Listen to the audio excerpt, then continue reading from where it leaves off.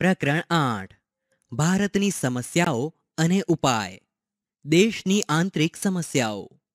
સારાંશ. આપણા ભૌતિક સાધનો બદલાયા છે, પણ પ્રજાની કેટલીક આંતરિક બાબતોમાં અપેક્ષિત બદલાવ થયો નથી.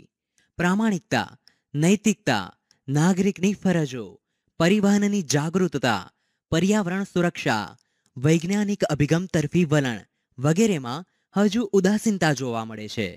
આજે પણ સમાજ વહેમો, નિરક્ષરતા, અજ્ઞાનતા અને અંધશ્રદ્ધામાંથી સંપૂર્ણપણે બહાર આવ્યો નથી. ભારતીય સમસ્યાઓનું માળખાગત સ્વરૂપ જાણી તેની આંતરિક સમસ્યાઓ વિશે વિગતે જાણીએ. ભારતીય સમસ્યાઓનું માળખાગત સ્વરૂપ નીચે મુજબ છે. આંતરિક સમસ્યાઓ.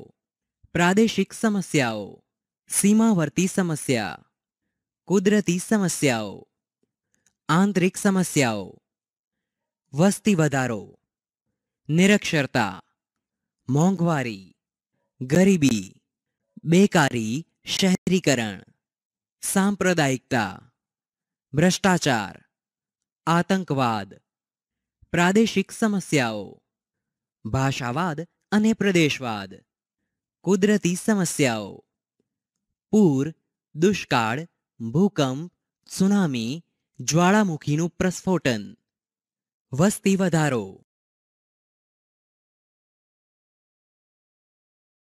મોટાભાગની સમસ્યાઓનું મૂળ વસ્તી વિસ્ફોટ છે. વધતી વસ્તી સામે સાધન સુવિધાઓ વધારવી પડે છે. આમ તેને લીધે જ દેશમાં થયેલી પ્રગતિ ઓછી દેખાય છે. વસ્તી વધારાને લીધે કેટલીક માનવ સર્જિત સમસ્યાઓ પેદા થાય છે, જેમ કે પર્યાવરણીય પ્રદૂષણ, વસ્તીની ગીચતાથી રહેઠાણ, પાણી, તબીબી સેવાઓ, શિક્ષણ, રોજગાર, બેકારી, ત્રાસવાદ, ભ્રષ્ટાચાર વગેરે. આથી વસ્તી વધારાને રોકવા નિયંત્રણકારી પગલાં લેવા પડ્યા છે.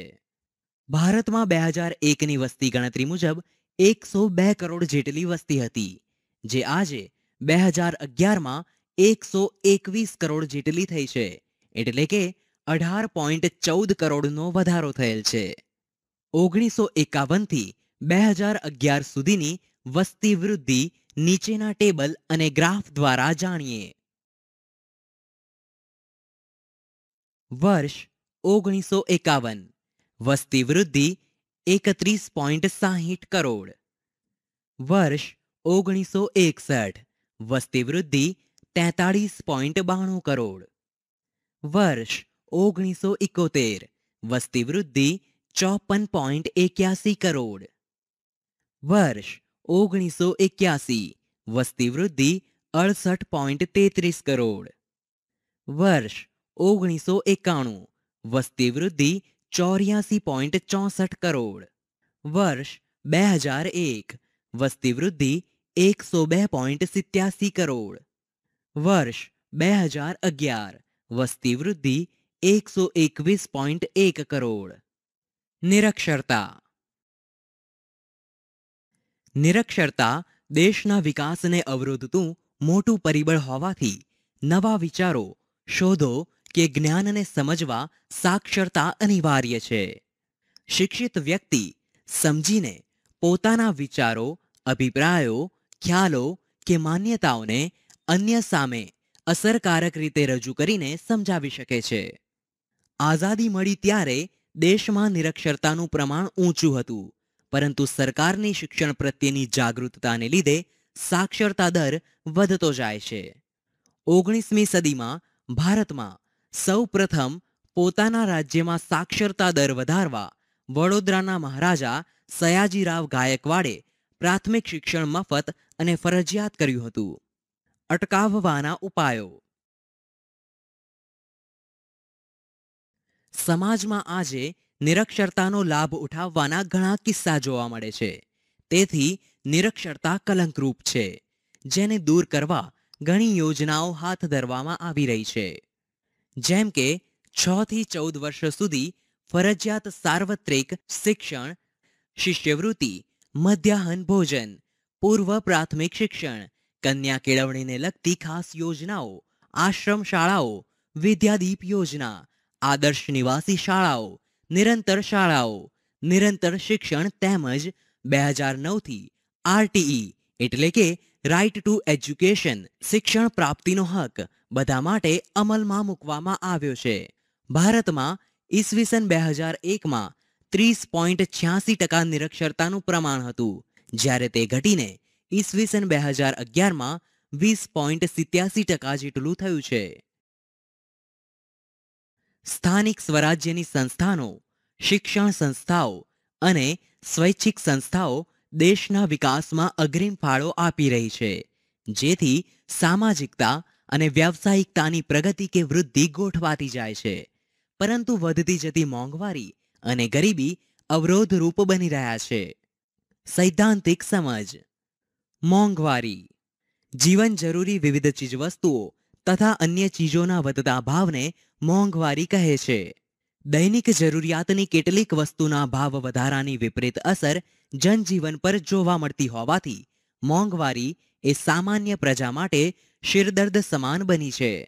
મધ્યમ વર્ગ કે મર્યાદિત આવકવાળા લોકો માટે જીવન વ્યવહાર ચલાવવો કઠિન બનતો જાય છે, જેને કારણે જીવન ધોરણ નિમ્ન બનતું જાય છે અને દૈનિક જરૂરિયાતની વસ્તુના ભાવ વધવાથી વસ્તુ વિના પણ ચલાવી લેવું પડે છે. અટકાવવાના ઉપાય. કાળા બજાર, સંગ્રહખોરી અને વસ્તી વધારો એ મોંઘવારી માટેના જવાબદાર પરિબળો છે. તેથી તેને રોકવા સામાન્ય પ્રજાએ કરકસર અને સમજદારીપૂર્વક જીવન વ્યવહાર ગોઠવવો જોઈએ. ગરીબી એ આપણા દેશની ગંભીર સમસ્યા છે, પરંતુ કોઈ વ્યક્તિ ગરીબ છે તે કેવી રીતે જાણી શકાય અથવા તે જાણવાનો માપદંડ શું? કોઈ પણ વ્યક્તિ રોટી, કપડાં અને મકાન જેવી જીવનની મહત્વની જરૂરિયાતોથી વંચિત રહેતો હોય તો તેને ગરીબ કહે છે.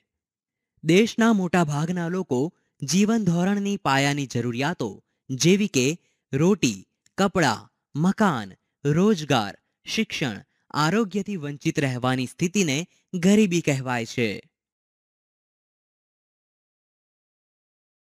ગુજરાતમાં હાલ ગરીબી રેખા નીચે જીવતા લોકોનું પ્રમાણ 14.7% જેટલું છે. લોકોની ખરીદ શક્તિ અને આવકના ધોરણના આધારે ગરીબીનો માપદંડ રચવામાં આવે છે. ભારતની પંચવર્ષીય યોજનાઓને કારણે શિક્ષણ અને આરોગ્યની સેવાઓમાં વધારો, ઉદ્યોગ ધંધાનો વિકાસ તેમજ રોજગારીની તકો મળતા ગરીબીનું પ્રમાણ ઘટી રહ્યું છે. ટેકનોલોજી અને યાંત્રિક ખેતીથી લોકોની આવકમાં સુધારો થયો છે. બીપીએલ એટલે કે બિલો પોવર્ટી લાઇન, ગરીબી રેખાની નીચે જીવતા લોકો. જેમને પોષણયુક્ત આહાર મળતો નથી, ગંદા રહેઠાણમાં વસવાટ કરવો પડતો હોય, પૂરતી તબીબી સારવાર ન મળતી હોય, જે અભણ હોય, જ્યાં બાળકોને મજૂરી કરાવાતી હોય, તેવા લોકોને ગરીબી રેખા નીચે જીવતા લોકો કહી શકાય. સમાજનો વિકાસ કરવામાં અવરોધરૂપ ભ્રષ્ટાચાર અને બેકારી પણ છે. ભ્રષ્ટાચાર માટે ક્યારેક નાગરિકો જ તેને પ્રોત્સાહન આપે છે, જેને કારણે ભ્રષ્ટાચાર આટલો વકરી રહ્યો છે. આમ લાંચ લેવી કે લાંચ આપવી એ બંને બાબતો ગુનો બને છે. સૈદ્ધાંતિક સમજ. ભ્રષ્ટાચાર.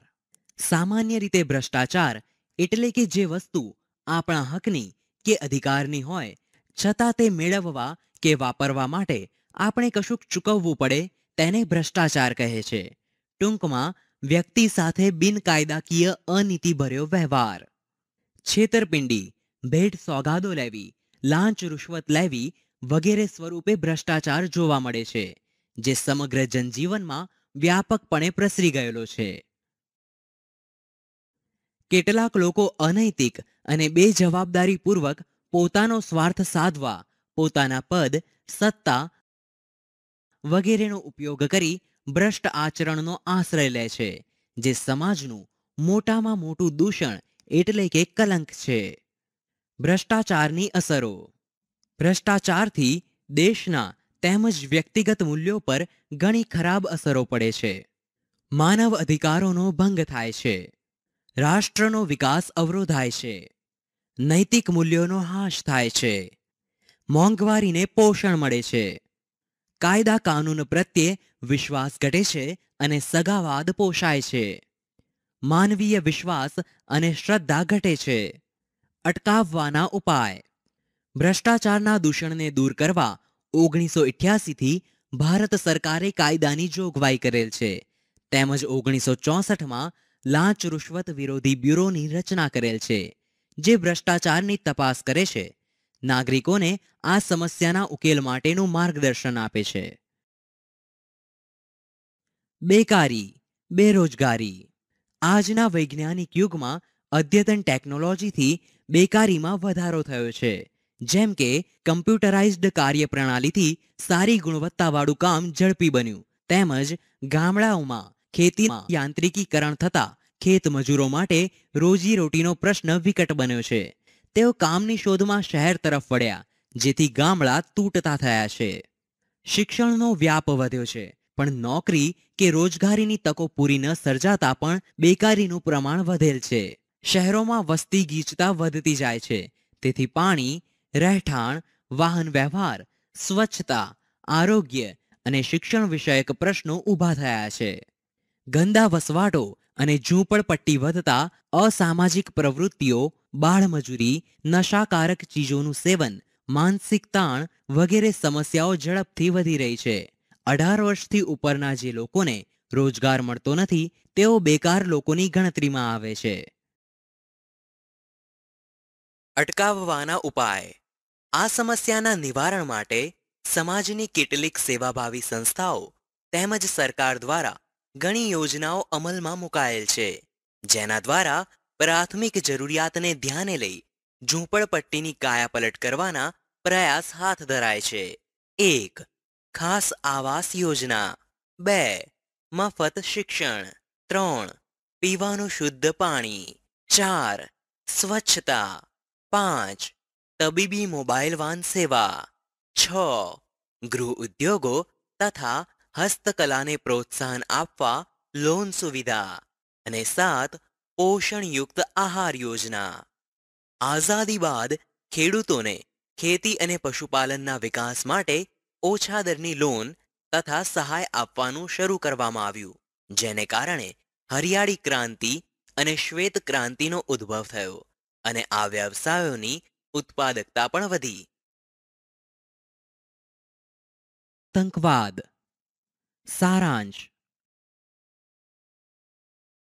આતંકવાદ વૈશ્વિક સમસ્યા હોવાથી એ રાષ્ટ્રની પ્રગતિમાં અવરોધક છે. શાંતિ, અમન, ભાઈચારો તથા દેશની આબાદીને છિન્ન ભિન્ન કરવાવાળી હલકી મનોવૃત્તિનું હિંસક કૃત્ય છે. આતંકવાદ મોટે ભાગે હિંસા અને ઘૃણા ફેલાવી લોકોમાં ભય પેદા કરે, તેમજ તેનો ઉદ્દેશ ક્યારેય પવિત્ર કે શ્રેષ્ઠ હોતો નથી. સૈદ્ધાંતિક સમજ. આતંકવાદ મુઠ્ઠીભર માણસો દ્વારા સંગઠિત અને આયોજનબદ્ધ રીતે કરવામાં આવતું જંગલી કૃત્ય છે, જેમાં બળજબરી, ધાકધમકી, હિંસા કે ત્રાસ આપવાનો વ્યવસ્થિત પ્રયોગ થતો હોય છે. ઉપરાંત આવું કૃત્ય કોઈ પણ સરકાર સમક્ષ પડકારરૂપ બને છે. આતંકવાદ એ બળ પ્રયોગનું હાથવગું સાધન છે, તેથી કોઈ પણ સ્થળે લોકોને નિશાન બનાવવામાં આવે છે. જેમ કે ભૂતકાળમાં સંસદ પર થયેલો હુમલો, હોટલ તાજ પર થયેલી ઘટના, મુંબઈના બોમ્બ બ્લાસ્ટ, અક્ષરધામ પરનો હુમલો વગેરે. આતંકવાદને કોઈ સગાવાદ નડતો નથી કે તેની કોઈ ભાષા કે કોઈ ધર્મ નથી. માત્ર વેરભાવને લક્ષ્યમાં લેવામાં આવે છે. અટકાવવાના ઉપાયો. નાગરિકોએ હિંમત અને દક્ષતા રાખીને મક્કમ બનવું જોઈએ. દેશના ગુપ્તચર તંત્રને વધુ કાર્યક્ષમ બનાવવું જોઈએ. લોકોએ સુરક્ષા દળોને સહકાર આપવા હંમેશા તૈયાર રહેવું જોઈએ. લોકોને મુસાફરીમાં કે જાહેર સ્થળોના મેળાવડામાં ચેતતા રહેવું.